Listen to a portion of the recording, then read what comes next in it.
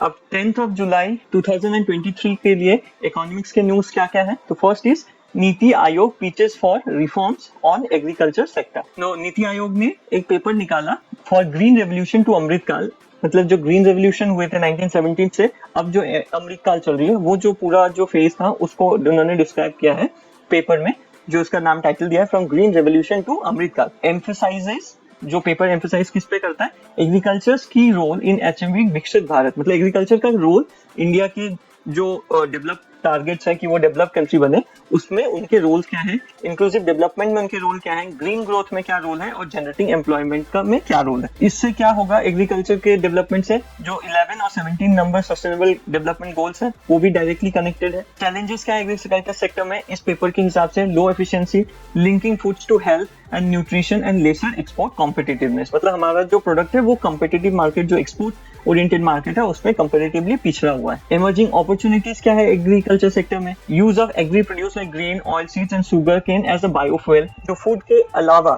जो traditionally use के अलावा बायोफ्यूल में इसके काफी यूज हो सकते हैं, जिससे जनरेशन ऑफ मनी हो सकता है जो कंपैरेटिवली, और इससे क्या होगा कि जो एग्रीकल्चर फार्मर्स है उनके जो कॉस्ट ऑफ अर्निंग है वो बढ़ेंगे। Increasing demands for therapeutic foods and medicinal plants, promotion of Ayurveda हो या आयुष हो, इससे भी इनका काफी अपॉर्चुनिटीज इस सेक्टर में मिल सकता है। Agri produce with specific attributes like high zinc और high protein level require special market chain with traceability and labelling, मतलब प्रोडक्ट्स की लेबलिंग, कौन सा प्रोडक्ट कितना बेनिफिशियल है, किस एंगल में बेनिफिशियल है, ये सारे अपॉर्चुनिटीज है। Plus agri startups as catalytic in implementing technology like biotechnology, nanotechnology, GPS tool in agriculture.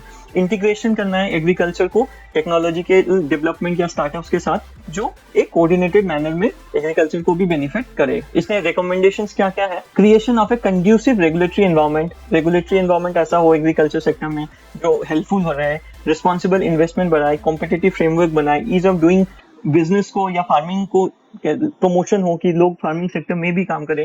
पे minimum support price to the farmers को जो भी मिनिमम सपोर्ट प्राइस फिक्स किया जाए वो हर मैक्सिमम टू मैक्सिमम प्रोडक्ट्स के लिए मिलना चाहिए। सो that's it for this news. Coming on to the next, Center brought the Goods and Service Tax Network under the ambit of Prevention of Money Laundering Act. So government ने notify किया section changes, कहाँ पे notify किया? Section 66 of Prevention of Money Laundering Act to add GSTN as the entity to list mandated to share information with Enforcement Directorate. मतलब अब क्या करेगी? तो अगर ईडी को कोई भी इंफॉर्मेशन चाहिए GSTN से, तो वो अब लायबल है कि वो अब ईडी को डिटेल्स दे। अब इससे क्या बेनिफिट होगा कि ईडी अब फेक जीएसटी रजिस्ट्रेशंस को प्रूव कर सकती है, plus involving cases involving stolen PANs and Aadhaar for money laundering. अब जीएसटीएन क्या है? Is a special purpose vehicle, मतलब किसी स्पेशल काम के लिए जो चीजों को बनाया जाता हो उसको जीएसटीएन बोलते हैं, विच इज एस्टेब्लिश्ड इन 2003 में एस्टेब्लिश हुआ था जीएसटी को इम्प्लीमेंट करने के लिए। पहले इनिशियली प्राइवेट प्लेयर ओन 51%, जो प्राइवेट सेक्टर थे वो 51% शेयर करते थे, बट जून 30, 2022 में जीएसटीएन को कंप्लीटली गवर्नमेंट कंपनी में ट्रांसफर कर दिया गया और 100% शेयर गवर्नमेंट के पास आ गए। अब फंक्शंस क्या है? फैसिलिटिंग रजिस्ट्रेशन, जीएसटी रजिस्ट्रेशन करना है, फॉरवर्डिंग रिटर्न्स करने हैं to central and state authorities, computation of IGST, मतलब इंटरस्टेट जीएसटी जो होता है कि एक स्टेट से दूसरा स्टेट गया तो कौन से स्टेट को कितना अमाउंट मिलेगा और सेंट्रल गवर्नमेंट को कितना अमाउंट मिलेगा। Matching of tax payment details with banking network, जिसने जो बैंक से जितना जीएसटी का भरा वो रिलेट करना, उसको मैच करना, टैक्स पेयर के प्रोफाइल को मैनेज करना।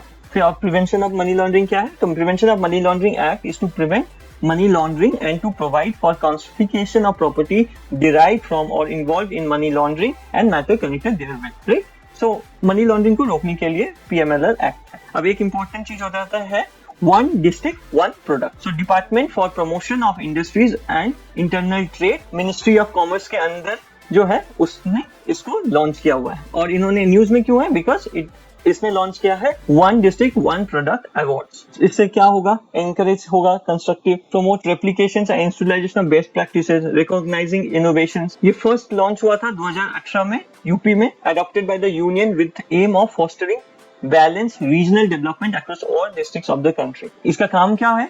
एक डिस्ट्रिक्ट में specifically promotes one product from each district, right? So that's it for news on 10th of July. Thank you.